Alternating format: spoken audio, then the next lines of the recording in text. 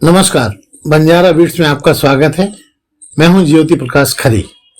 आज हम झांसी के एक वरिष्ठ शायर, साहित्यकार, रचनाकार अमीनुद्दीन जी से आपकी मुलाकात करा रहे हैं, जिन्होंने बैंकिंग सेक्टर में भी सेवा दी है। चलिए मिलते हैं अमीनुद्दीन जी से। नमस्कार सर। जी नमस्कार। जैसा अमीनुद्दीन जी बताइए कि आपकी ये जो लेख की यात्रा है ये कब से शुरू हुई? सर ऐसा था कि जब मैं छोटा था तो हमारे कजिन थे, उन्हें किताब पढ़ने का बहुत शौक था। उनके साथ मैं भी किताबें पढ़ता रहता था। तो वो किताबें पढ़ते पढ़ते, छोटे का मतलब कितने छोटे थे आप? नहीं 7th 8th में होंगे। अच्छा। पहले वो हातिम ताई टाइप की वो किताबें छोटी कॉमिक्स होता मैं ना, हाँ वो कॉमिक्स पहले आते थे, वो बहुत पढ़ते थे। तो वो वहाँ से ये लिखने का भी शौक शुरू हुआ। तो जब तक हाई स्कूल में आते आते फिर वो कुछ कहानियां लिखी जी। तो पहली कहानी 71 में मुक्ता में छपी मेरी। अच्छा, वो दिल्ली प्रेस की? जी हाँ, दिल्ली प्रेस। जिसनाथ थे उनके एडिटर। तो ना मंजिल ना रास्ता नाम था उसका जी। फिर उसके बाद एक 2-3 और छपी, वो भी उन्होंने मुक्ता में छापी जी। फिर एक कहानी मनुष्य थी, वो सरिता में छपी। अच्छा, वो 74 में छपी थी जी। तो इन कहानियों में किस तरह की कथानक हुआ? वो सब सामाजिक थी, क्योंकि वो सरिता वाला का जो टेक्स्ट था वो सामाजिक के ऊपर ही लिखाते थे वो जी। तो ये जो शादियां और तलाक मुस्लिम उसमें होती हैं उस बेस पे थी वो। अच्छा, वो समस्या प्रधान मुद्दे उठाए आपने? वो थी। जैसे एक बिरादरी कहानी भी थी, उसमें बिरादरी जैसे लोगों में चलती है, हर कास्ट में चलती है। हाँ। उसको क्या क्या बुराइयां थी उसमें, उस तरह की कहानियां थी वो जी। तो अमीनुद्दीन जी, आप हमें ये बताइए कि आपकी टोटल एजुकेशन क्या रही?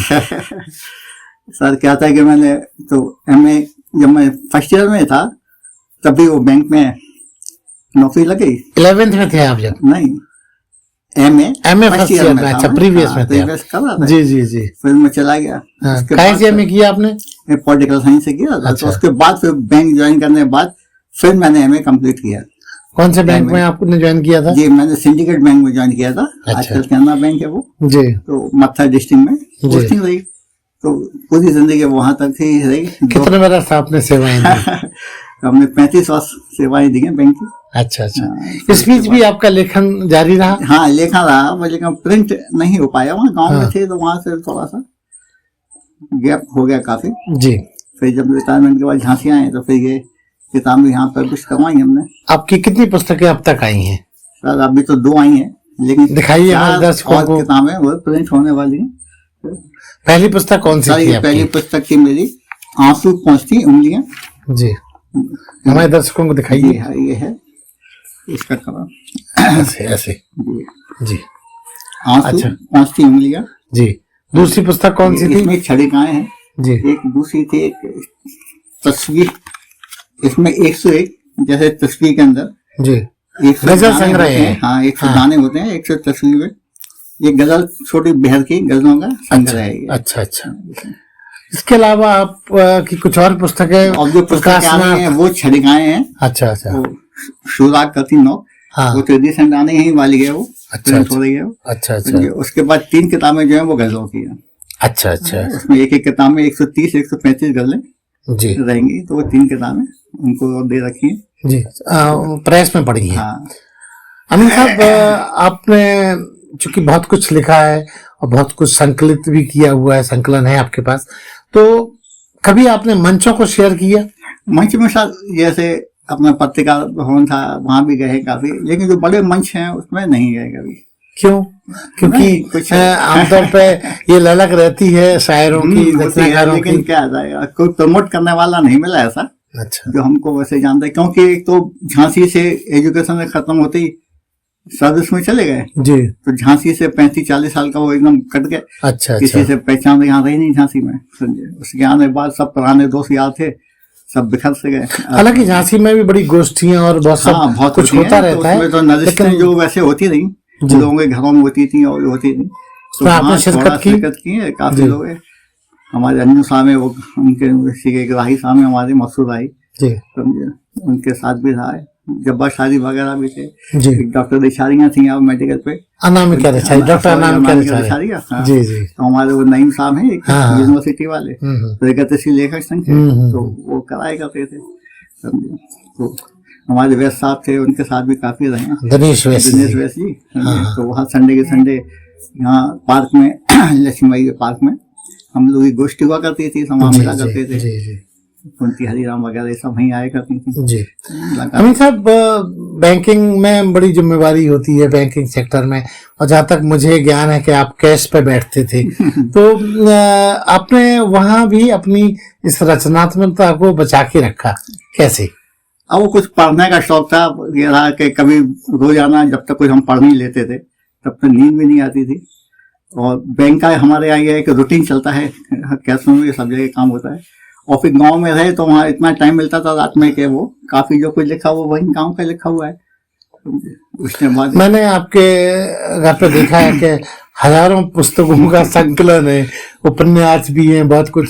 इस खजाने का क्या रहस्य है? नहीं, रहस्य तो ये रहा कि मतलब नॉवेल्स पढ़ने का शौक रहा, हमने बंदे पढ़ने का बहुत शौक रहा। और जो किताब हमने रिसाले भी मैगजीन भी खरीदी तो हमने उसे बेची नहीं कभी।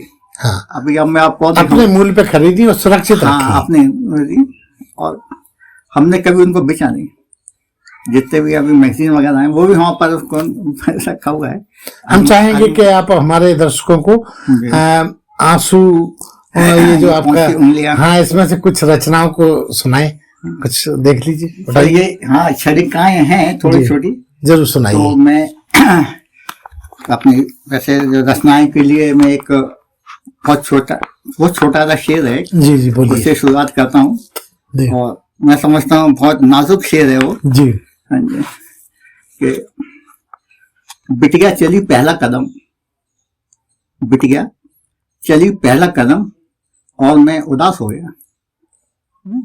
अब जी। ये कहाँ तक आप समझ क्या सकते बात हैं इस है। बात को। बहुत खूब, बहुत खूब। और ऐसी क्षणिकाओं में है कि हाँ, बेटियां पराया धन होती हैं, कुछ नहीं, इस हाँ, तरीके बड़े से होने मतलब हाँ, उसके चलने से ही लगता है कि वो जाएंगी। आदमी हो जाती है, बेटी होती है, जब बिल्कुल, वो बिल्कुल। पैदा होती है तभी हो जाती है। जी जी जी। और फिर जब पहला कदम चलते ही लगा कि अब ये बड़ी ही होने वाली है। हाँ, बस चलेगी, हो जाएगी। क्या बड़ा आज के गंभीर जो समाज के संदेश हिसाब है। से जो आजकल चल रहा है लड़कियों के साथ क्या, जी। तो वो बड़ा अजीब सा रहा कि वो जी। तो आपकी अपनी रचनाओं में से हाँ जी। सुनाइए। एक किरकिरी थी मेरी, बहुत फेमस रचना है वो, कि किरकिरी मतलब जो लोगों की किरकिरी नहीं, जैसे हम किसी की कहते हैं बेइज्जती, वो नहीं है। एक किरकिरी ऐसी होती है जो कभी कंकाल वगैरह आंख में चला है। हाँ, हाँ, सही बात है। उसको खिसखिसाहट हो आदमी जाती किरकिरी ही बोलता है कि हमारी आंख में किरकिरी चली गई। उसमें है, तो मैं उसका हेडिंग तो है किरकिरी। जी। उसमें ये था कि अरे क्या आंख में किरकिरी चली गई, तुमने जरूर उसे कभी अपने पैरों तले रौंद दिया होगा। क्या बात है, बहुत खूब। मतलब आपकी जो भी रचनाएं बड़ी शॉर्ट एंड स्वीट है। हाँ, ये मतलब छड़े गांव से कह सकते हैं आप इनको। और सुनाइए हमारे दर्शकों को दो चार रचनाएं। एक चोट है, समझे, तो उसमें चोट में देखिए ये है कि चोट चेहरे पे लगी हो, जी।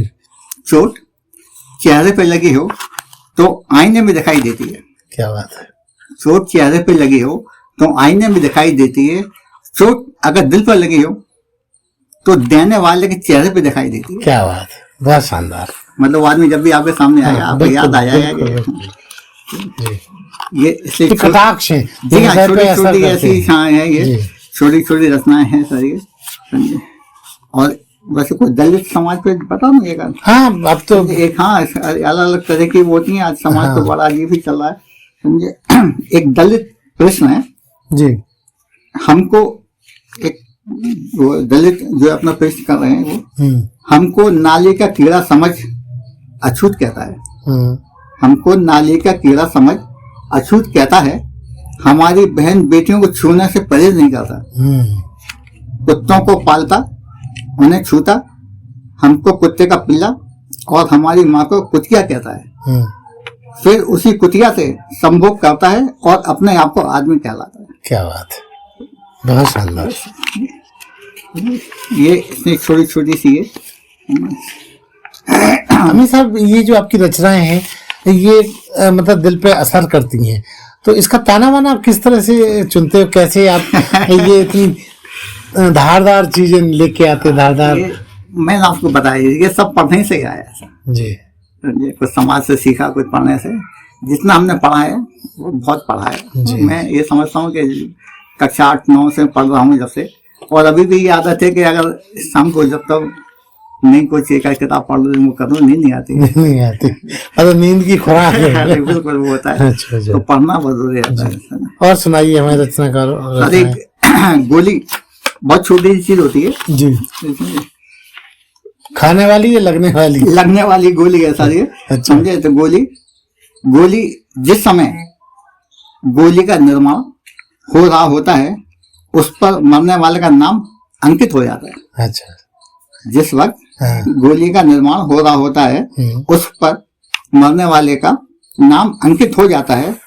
खुशकिस्मत होती हैं वो गोलियां, खुशकिस्मत होती हैं वो गोलियां जो चलती तो हैं लेकिन हवा में ही उनका वजूद खो जाता है और वो हत्यारे होने से बच जाते हैं। क्या बात है, बहुत खूब। ये गोली के लिए है। अब मैं चाहूंगा अमीन साहब कि आप अपने गजल संग्रह जो आपका खजाना है उसमें से भी कुछ पंक्तियां हमारे दर्शकों के साथ शेयर करें। ये बहुत छोटी बहर में ये संकलन जो था बहुत मतलब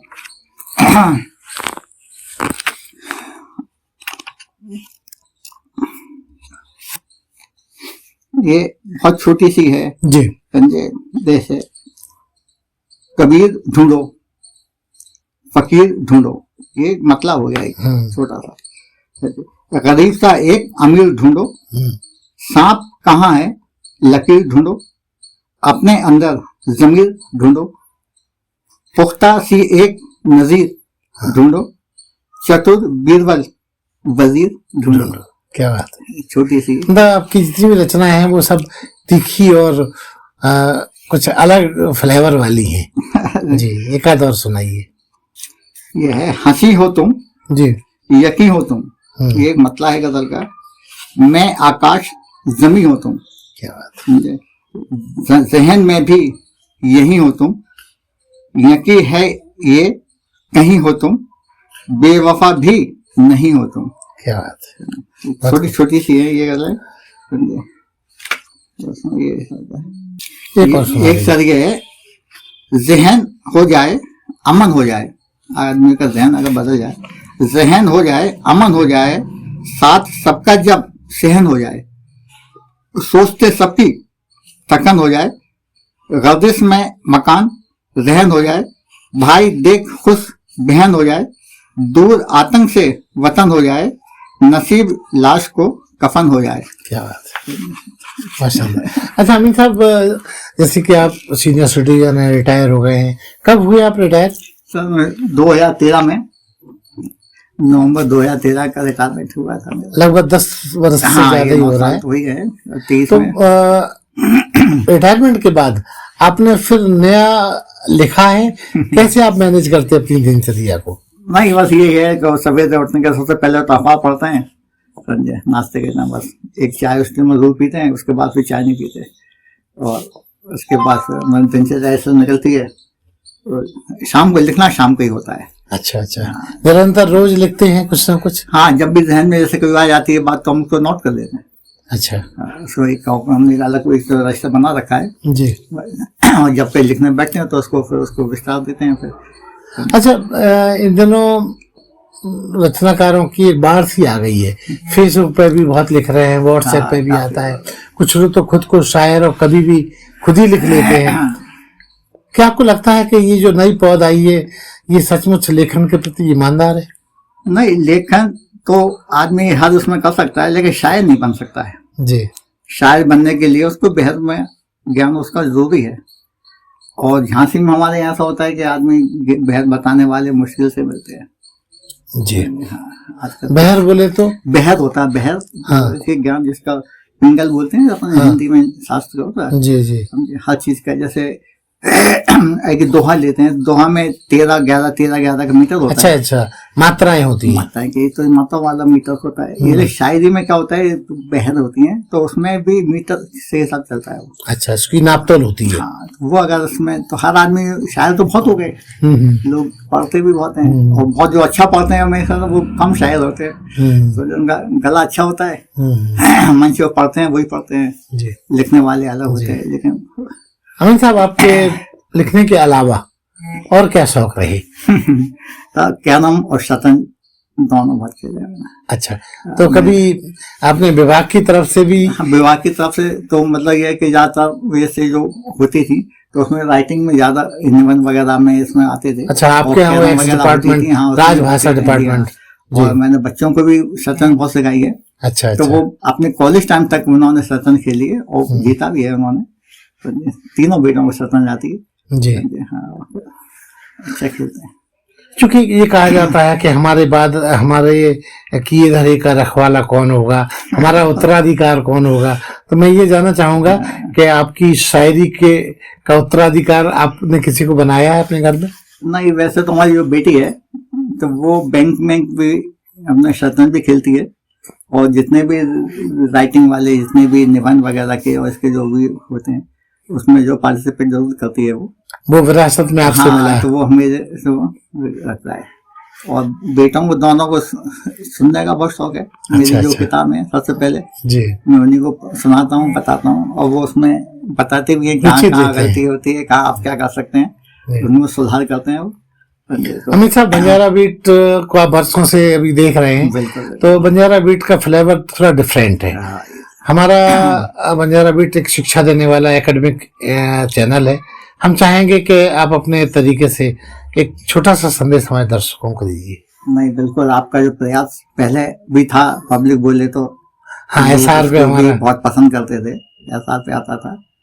और इसमें तो आपने जो इंटरव्यू वगैरह जो देते हैं, अगर आदमी पूरा सुने जी, तो उनको ये भी मालूम पड़ता है कि हमारी सिटी में कौन कौन क्या कहाँ क्या है, क्या करते हैं, किस तरह की एक्टिविटीज उनकी चल रही है, समझे। और उससे उनको प्रेरणा भी मिलती है कि हमको भी ऐसा ही करना चाहिए जी। तो आपका ये जो इस कदम आपने उठाए हैं ये बहुत सराहनीय है, समझे। हाँ, और बहुत अच्छा। एक और महत्वपूर्ण सवाल जो रह गया, नई साल आने को है, आप नए साल में क्या नया धमाका करने वाले हैं?